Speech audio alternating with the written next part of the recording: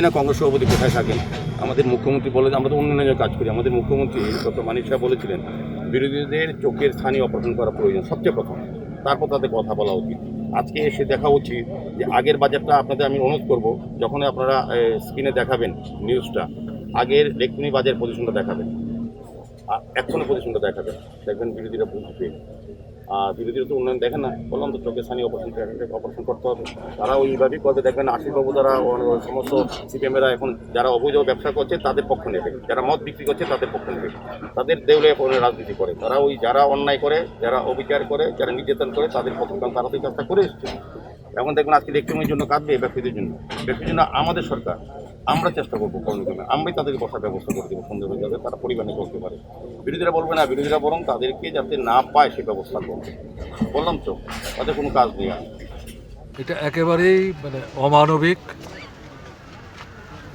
তারা জানেন না ঘটনা তা না। এখানে যারা এই ছোটোখাটো পসরা সাজিয়ে কেনাবেচা করছেন সবাই গরিব নিম্নবিত্ত। তাদের অবস্থা দিন আনে দিন খান।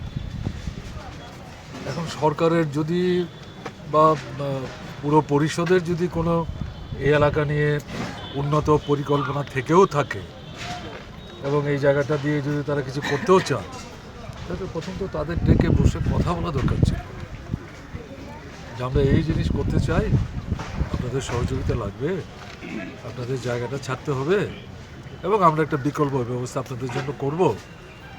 সেগুলি কিছুই না করে যে কাণ্ডটা তারা করলেন, এ তো এদের মধ্যে তো মানবিকতার লেশমাত্র আছে বলে মনে হচ্ছে না। আগরতলা শহরে আমরা লক্ষ্য করছি একের পর এক এই বাজার সেই বাজার এই দোকান কেমন না এগুলি ভাঙচুর করছে, এবং এটা হচ্ছে সবচেয়ে বড়